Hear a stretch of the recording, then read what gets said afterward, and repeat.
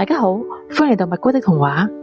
今次為大家帶嚟嘅故事叫做唔想輸嘅兔仔。喺綠油油嘅草原上面住咗一隻好可愛嘅兔仔，佢個名叫晴晴。佢最中意嘅事就係跑步，每一日都會喺森林嘅小徑上面練習。佢嘅速度快到就好似一陣風咁啊！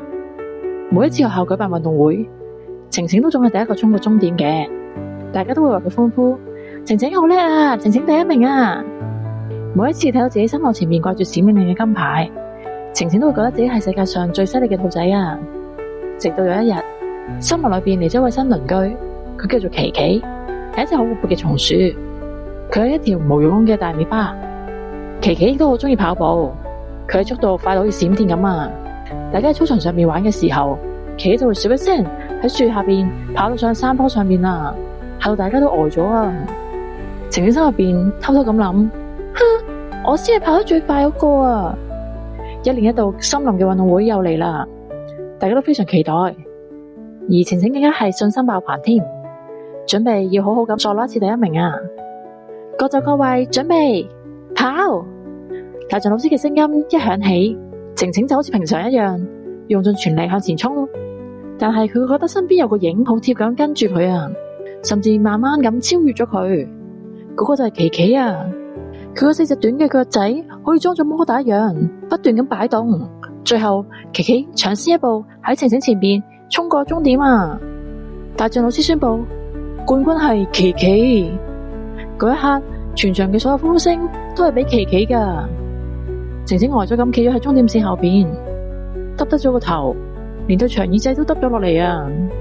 呢個係佢第一次贏唔到比賽啊！佢覺得個心好似俾人挖走咗咁啊，好唔舒服，好酸啊，覺得自己好冇用，今次真係輸到一敗塗地啊！由嗰日開始，晴晴變咗啦，佢唔再去草原上邊練習跑步，佢覺得反正自己都跑唔贏琪琪噶啦，練習嚟仲有咩用呢？大象老師留意到晴晴嘅唔開心，有一日放學之後，佢行到晴晴嘅身邊，好溫柔咁問：晴晴，你最近點解都唔練習跑步啊？晴晴忍唔住，眼淚一滴一滴咁流落嚟。老師，我輸咗啦，我再跑唔贏琪琪啦，我係一個好冇用嘅小朋友啊！大象老師笑住咁話：傻豬嚟嘅，邊個話輸咗就冇用噶？你睇下，琪琪跑得咁快，都係因為佢每日喺樹林裏邊跳嚟跳去，練習咗好耐好耐噶。你以前能夠攞到第一，都係因為你每日都好努力咁練習，係唔係啊？晴晴點點頭。大象老師接住話：比賽梗有輸有贏噶啦，咁係好正常。最重要嘅係你中唔中意跑步先。輸咗一次唔代表你永遠都係輸噶嘛。只要你搵翻跑步嘅樂趣，為自己中意嘅事去努力，咁你就已經係最叻噶啦。聽完大象老師講嘅嘢，晴晴唔再難過啦。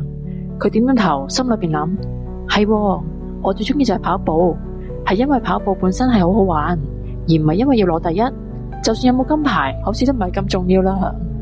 第二日嘅朝頭早，晴晴又翻到草原上邊，佢比以前更加早起身啊，練習都特別認真。佢唔再淨係同自己比賽，仲會邀請琪琪一齊練習。佢哋互相咁加油。有陣時晴晴快啲，有陣時琪琪快啲。草原上面充滿咗佢哋快樂嘅笑聲啊！轉眼間，新一年嘅運動會又嚟啦。今次晴晴嘅心入邊好平靜，佢只係想好好咁享受呢場比賽。預備跑！大象老師嘅聲音響起啦。晴晴同琪琪好似兩支火箭咁，一齊衝咗出去啊！佢哋都跑得好快。喺最後嘅幾步，晴晴用盡全力衝過終點。大象老師宣布冠軍係晴晴。晴晴再一次攞到金牌啦！佢一啲都冇驕傲，佢做嘅第一件事就係跑過去攬住琪琪，同佢話：琪琪，你都好叻啊！我哋下次再比賽啊！琪琪笑住咁話：好啊！你真係叻咗好多啊！係嗰日嘅夜晚，晴晴瞓喺張床上邊，將金牌放喺枕頭邊。佢覺得今次嘅金牌比之前攞嘅任何一塊金牌都特別閃亮亮啊！因為佢明白到一個道理：真正嘅犀利唔係永遠唔輸，而係跌倒咗、失敗咗之後，可以勇敢咁企翻起身，為咗自己中意做嘅嘢繼續努力。喺每一個人嘅人生裏邊，都可能要面對唔同嘅困難。